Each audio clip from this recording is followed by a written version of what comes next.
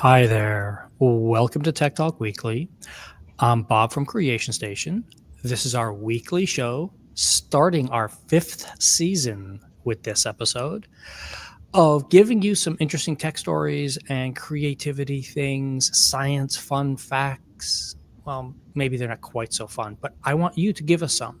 Creation Station at broward.org is how to get your information on the show, and maybe we'll be able to talk about your story. Autumn, how are you doing today? Same as I was last week. That is an awesome thing. It's really weird how we developed this kind of weird tradition of you being on the final episode of the year. It just happens. Hey, It's just yeah, that way. I'm very happy to have this. So for regular listeners, you probably recognize Autumn because she is the head of. I'm the community library manager for the North Lauderdale Branch Library, which means I'm the branch manager. And we are the location for Creation Station Science. And that is what we're doing this year. So for 2025, we are celebrating Creation Stations. We are in our 10th year, a full decade now of Creation Stations in Broward County Libraries. Other than me, Miss Autumn is the number 2 person for Creation Stations because you have been in charge of or working at 3 of our various Creation Stations around the county. So, and next week we hope to be featuring the person who's been in the job with Creation Stations longer than you, just a couple months less than me. We'll find out. Yeah. So it's going to be a good thing. But we're going to be celebrating this all year long. So everybody you see on the show this year will be working in a Creation Station, being able to share what they do at their spaces, and just in general be fun, cool people. If you have not visited our site, it's on broward.org/library/Creation Station. And the link is in the show notes like it always is. Well, our first story today is very fun space stuff because Autumn is very into space, just like I am. And 60 years of space in 2025. 60 years of putting stuff up there. And it appears that the very first space flights didn't actually have patches. I did not know this. Didn't know if they would make it. But they've always had patches. But this came out of an Air Force and Navy tradition. There's no Mercury patches, are there? I know. That's what amazed me. I was like, you would think that the fighter pilots who were flying these original things and coming out of that tradition where they had their own flight patches, why didn't they do that in Mercury? Or did maybe they do it and we didn't know about it? It wasn't some official patch or whatever. But it turns out Gemini 5 was the very first one to have a patch, an official patch for when they did the Gemini missions. When you get a chance to look over these, Autumn, did you find one or two that you really liked? I definitely liked the Apollo 13 patch. I think that one's really beautiful. Yes. Unfortunately, that was not a great mission. I mean, it was because they came home. Yeah. They survived. Well, I haven't seen the movie. Don't spoil it for me. And then some of the Enroll patches, like the Enroll 39.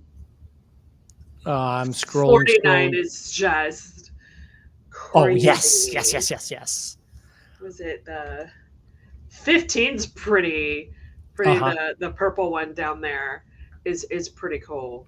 Yeah. But I definitely like the Enroll 39. So Enroll is the National Reconnaissance Office. They're the ones who launch a lot of satellites. So there's no people involved on these. However, that one that you pointed out, the 39, that was one of my favorites also. That's amazing. Especially because of their tagline. Yep. Nothing is beyond our reach. So I think that they have a really nice little sense of humor with it. The spike patch from at the very beginning there, which is one of their most recent versions that's out there. If I would have been a little bit more on the ball, I should have brought my SpaceX patch. I've got a Dragon 7, I think it was. one of my friends who worked at SpaceX sent it to me and gave me the I have an actual one. It didn't fly, but it's an actual one from the real patch. So it is really cool. And then the EU ones are kind of they're quiet. Yeah, they're quiet and understated, but they're like, this is really nice. Nobody cares. I mean, some of them are really cool, and some of them are just like, all right. I like the one. What was it? The Apollo? Was it 11? Yeah, it was 11. That it said, what's his name? Traced the eagle. Yeah, that one, Apollo 11. What's his name? I can't remember one of the dudes. Traced the eagle from a National Geographic Kids magazine. Oh, that is awesome. That is an awesome thing. Now, we do have, by the way, where all these came from is a website called Collect Space. So we're not endorsing them as a sales spot, but they do collect an amazing amount of space trivia also, and notifications, which the one that I'm kind of interested in is happening sometime here in the early spring. Is they're opening up one of the gantries for visitors. The gantries. What could possibly go wrong? Well, they're not launching anything off of them. But have you seen how high those are and how sparse they are? I know. What could possibly go wrong? If you ever get a chance to come to Florida and go to Cape Canaveral, you have to go do there. And if you get a chance to walk near that vehicle assembly building, the assembly building is insanely huge, and the big huge mover that takes the ships out to the launch pads is. It's all I know if they're incredible. In so many days of a launch, you can't go out at all. We went before COVID, and it was probably, I think it might have been the 50th anniversary of Kennedy when we went. I don't remember. They were giving crap away. I don't remember what it was. Anyway, they had just done the new indoor exhibit where you watch a little movie, and then it opens and there's a shuttle there, and it literally it will either take your breath away or put you in tears because it is just that amazing. Yeah. But we actually got to go to the vehicle assembly building on the tour, and the early tests of the Orion module were in the building. Like we talked about last week. See, it all comes around. I forgot about that until my favorite story about the vehicle assembly building is when I was testing the updated Microsoft flight simulator, and we launched out of Canaveral because it's a nice big runway and you go off and down and it's supposed to be really nice. And I was like, yes, I did my very first touch and go. And I was like, excellent. I did it. I bent, and I turned around to somebody to say, isn't this great? And bam, I smashed my plane right into the building. For private pilots, you used to be able to do touch and goes on the runway. Yeah. They don't let you do that anymore. Shows you how long I've been doing this. There was an incident. It was not me. It was not me. It honestly, after 9/11, they restricted it. However, there's a really cool bonus story in our show notes for you about putting a swimming pool on the moon. XKCD, if you don't follow his comic and What If, please go read this. It's a lot of fun to see exactly what would happen if you put a swimming pool on the moon. So just quick side note, because I remember this, I was like, oh my God, there was a movie. Passengers with Jennifer Lawrence and Chris Pratt. They are on like a generation ship, and she's swimming in the swimming pool, and for whatever reason, I can't remember because it's been a long time, and it was an okay movie, but the gravity disappears and she's stuck in a water bubble. Yeah, and you can't get out of it. Yeah, so, it's awesome. Like, that made me think of this. I'm like, no thanks. Yeah. So wait till you go read all the formulas and everything about this. It's great. It's almost a 3-minute video, so we can't show it here, but go watch it. It's fun. And as we've pointed out on episodes all throughout our first 4 seasons, we're going to start trying to call these out more for the stories that get submitted by our listeners. So please, creationstation@broward.org comes right to me, or hit me up on socials or whatever when you know me and where I am. So this was, somebody was like, Bob, please explain what quantum teleportation is. Okay, so, and what I said when I first logged in after you sent me this Yep. story is, neither one of us are qualified to explain this. We are not. We're not qualified. But I can give it a good try.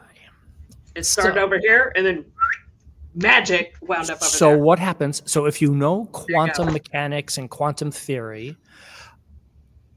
you know the Schrodinger's cat theory, right? The thing in the box? Yeah.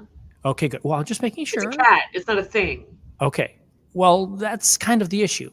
So the famous thought experiment is, the cat is in a box. Is the cat alive or dead? And you don't know until you look. There's poison in the box too, by the way. It doesn't really matter, because it doesn't. The cat's either alive or dead, and you won't know until you look at it. That is what quantum You just tap on the box. is. Well, come on. Once you it's a cat, you're gonna know there's a cat. If you interact with an object, that creates a state of fixation, I believe is the correct word. So what quantum teleportation is, and this is something that actually is real and really happened. It's in the show notes, and we put the all the details there for you. But effectively, they took a photon on one end, and they changed the quantum state of that photon by observing it, and that caused the paired, quote unquote, photon at the other end of the fiber optic cable to change also, which proves the theory that, you know, they have where it could be on the other side of the universe. Correct. The other side of reality, and if you look at its pair here, then the pair changes, or the other dude changes on the other exactly end. And so it changes it, which means it's effectively teleportation because it's instantaneous. So I look at this here, and something over there in California changes at the exact same time, or on the moon, or wherever else. And there doesn't appear to be any limit to distance, so far as we know. As far as we can tell, because we haven't gone that far with it yet. But it's not real teleportation. No, because technically it's two different things. Correct. That's where we're getting to. See, you understand this. So it's not Star Trek. No, I saw that the transport system. Yeah. That's totally different, because that's uploading your bits into storage somewhere, and then it reassembles you somewhere else. So are you still the same person? That's where I'm going with this, and that's what we don't know yet until we get this big enough to actually be able to start messing around with mice or something like that, so that we can start transporting mice, and then we can figure out if you maintain your consciousness and if you remember who you are when you get there, etc. I mean, we'll find out. So I hope we explained that clearly enough in our 2.5 minutes to talk about it. Please go read the article. It is more in depth than the article, and it does explain it even better. And Alice in Quantum Land is a book you can check out from the library that will go through all sorts of quantum mechanics stuff for you in a very easy to understand format. And I told you I was going to bring up my bathroom idea. So tell me your bathroom idea really quick. I mean, I don't really think it's like a quantum thing. It probably more would be multiple realities, right? Yep. Using multiple realities for bathrooms, so you don't have to wait in line. That everybody's using the same toilet at the same time, just in different realities. So you don't have to stand in line and wait. The only downside is if it breaks. And everybody's all at once. Somebody's toilet, somebody's lap. Yep. So yeah, I'm not looking forward to experimenting with that one at all. Yeah, why not? You also are a man and don't have to wait in long lines. This is also a very true thing. Yeah. There's that. Yeah. We need to fix the line problem. Oh, I know. I take forever on these things. This made me think of not just my bathroom thing. I found an article from the Harvard Gazette in January 24th, 2001, when researchers were able to stop and start light. Yeah. Yeah. 2001. We covered that on the show. Yeah, that was an amazing thing. It was in 2001. You didn't cover it. Yeah, we did. Oh, 2001. I apologize. Yeah. We did not. We covered it that. as part of a story. We didn't have a podcast back then, but we covered it as part of a story. No kidding. Because it's a new gel-like thing that they've developed because of that process. It's really, really cool. Using lasers to okay, sorry. See, now we're getting way off base. Let's get back onto target, where this is something that, by the way, in that article from 2001 in the Harvard Gazette, it mentions quantum teleportation. Yeah, this has been something people have been pursuing for a while. 24 years ago. Yeah. Next is right up your alley, because this is citizen science. Yay. And what they did was Google, Alphabet. No, I think it was Google Labs, not Alphabet. No. It's another division of Google.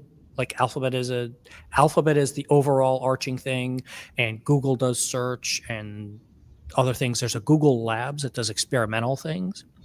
And so what they did was, especially across Asia and Africa, they activated an app on people's phones.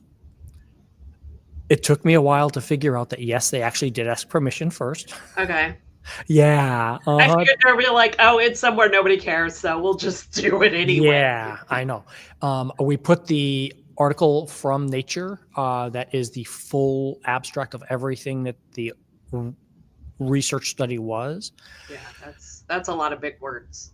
Yeah, it's okay. So basically what they did was they used everyone's cell phone in a passive mode and just tracked how the radiation from the atmosphere was affecting your cell phone reception. And by doing that, they were able to map out variations in the ionosphere that will stop various propagation of wave. Man, I'm getting way out of the league on this one. It stops or alters radio wave propagation based on what happens in the ionosphere with solar radiation and such. And this was the first time they've been able to accurately map that in a large chunk of the world, because now that people have all these phones, they were able to just activate this app on a phone, and presto, everybody could download all this data and track it. I wonder why they didn't do it here. I think mostly because if you got a random thing from Google, would you activate a new app just to let them? No. Well, see, this is the issue. So that's in my opinion, that's a tad bit predatory. Uh-huh. Sure, it's just in passive mode. Yeah. Okay. So we do have regular monitoring systems up there, but so this is one of those things that's out there. Yeah. I know. Nobody here is like, either somebody's going to give them all their money or nobody's going to answer back. There's just no. I hear you on that. But the original source is there, so people can go out and read and see what this is all about and why they did this. But I've got one more story for you from one of my favorite sites, Rest of World, talking about EV adoption rates and how the fact of everybody knows we need to move to cleaner energy, we need to get to these cleaner vehicles, et cetera, et cetera. And this week, there was a really interesting article that in Kenya, all the governments want to move their buses to electric buses. Good. Like we have here in Broward County, down here in South Florida. Several of the buses in our mass transit fleet are electric, and they're trying to get more. And this puts a good light on why we don't have more of those green buses. They are literally green. All of our Broward County buses are blue, except for the electric ones are green. Yellow. Yellow? They look green to me. Yellow. They're yellow? Okay. We are also colorblind. So this is also true. They're yellow. So in Kenya in particular, which is where the story features, but this is happening all over the world, people want these buses. They can't make enough of them for the people who want them. And they have multi-year long waiting lists to get the buses on there.